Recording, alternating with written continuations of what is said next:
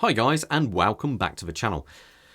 I've had quite a few people on here ask me why I'm not reviewing smaller cased watches, as many people would like to see, 36, 37, kind of even 38mm watches on the channel.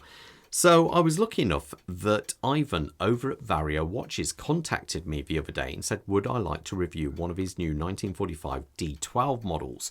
So I had a quick look on the website and it's available in either a steel or this bronze case here.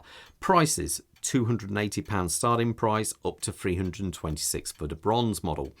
There's also different dial colours, but I went for this as I thought it offered a good contrast with the bronze and the black.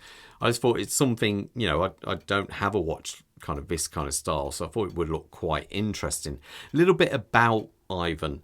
Now, he's based over in Singapore, and he started off as a product designer, and then he got into strap design, and then before you know it, he suddenly got his own watch company. Both him and his wife work in this company. I was lucky enough to meet them both last year and had a nice meal with them, and they are such nice people. I can't stress that enough. So basically, this one here, it comes with a 2-year warranty. And if you're worried in the UK and think it'd have to be sent off back to Singapore, well, don't worry. They do actually have a guy in the UK who does fix them, so it is not a problem if one was to ever develop a problem, but I would be surprised if they ever did. Aesthetically, it's obviously keeping that kind of Dirty Dozen theme going. Now, that was back in World War II, the Allies had a designated kind of look to their watches, and they're now known as the Dirty Dozen. And this kind of keeps that kind of military, vintage military inspired aesthetics going. Let's talk sizes first. We are talking a 37mm case size. The thickness of a watch is coming in at 10.8. The lug to lug, so the longest point across the body of a watch, is 44.6. And the strap size on this one is 18mm. The dial, I think, looks superb. We've got this real good textured kind of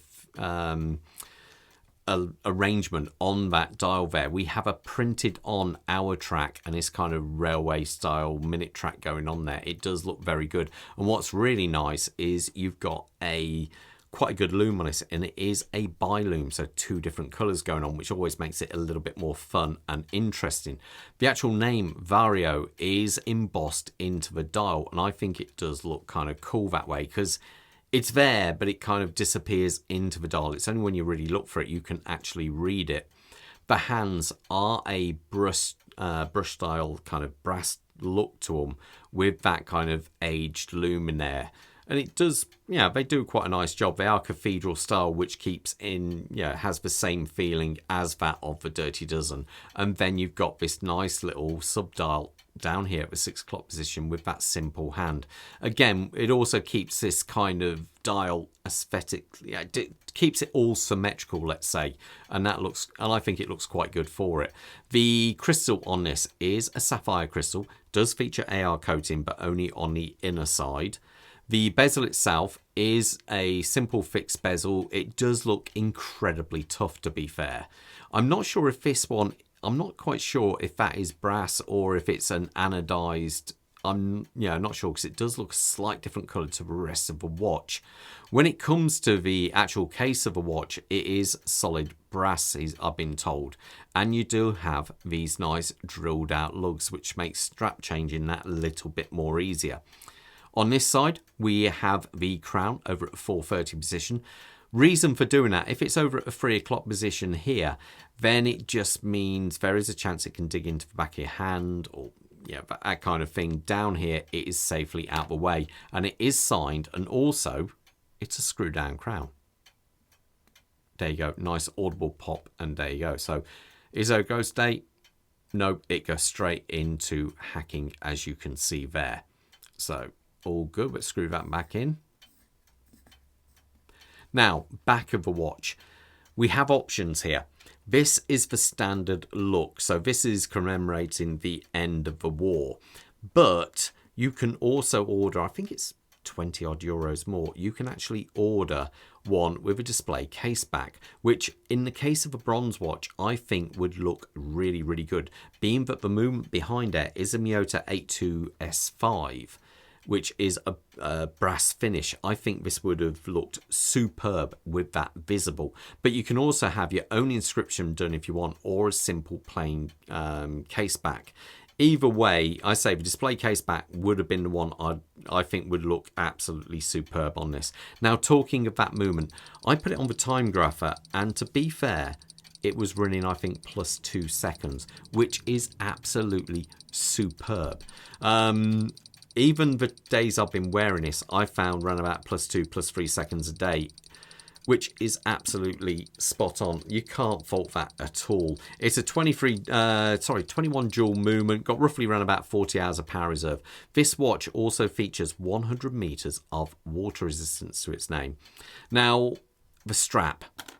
The strap is quite interesting. They actually say it's a waxed canvas strap made from recycled materials. And it feels actually really, really nice. Though, on their website, there is a picture with it on a bund leather strap. Now, I don't believe they sell this strap. So I went hunting high and low to try and find one. Now, unfortunately, it hasn't quite turned up yet. But I think that would look absolutely superb. I've ordered it. Hopefully it'll be in the next few days. And I think it will absolutely transform the look of this watch on the wrist. There's something about, you know, kind of bronzed looking watch. Obviously, this will patina, you know, in time, so it will change colour on a dark vintage tan leather strap. I think it will look very, very cool. This one here, we do have two keepers. One of them is fixed, so it cannot move, and the other one is floating. We do have the brass kind of look hardware to it as well. So it's kind of, yeah, it's pretty solid, really. I do quite like the look of this one. Let me put it on my wrist so you got an idea how it looks. Quick wrist check. I'm wearing my Zin 556, which is a 38.5mm watch. And Bob has the very cool new Seiko Pepsi GMT on there, which comes in its own amazing Pepsi can box, which just looks superb, it has to be said. Now, my wrist size is 7¼ inches, so that's about 18.5 centimeters, give or take. So many people would say, oh, it's going to be far too small, but honestly, on the wrist, I think it looks great. You know, 7¼ inch wrist isn't particularly small, but it's not particularly big either. But that watch just looks good, I think. It definitely is something a little bit different. And, you know, normally at this price point, you're kind of limited to either a couple of Citizens or like the base model Seiko 5s. So this one is very, very cool, I think. Anyway, let me know what you think of this one in the comments, guys. But most importantly, you all stay safe out there. Take care. Bye.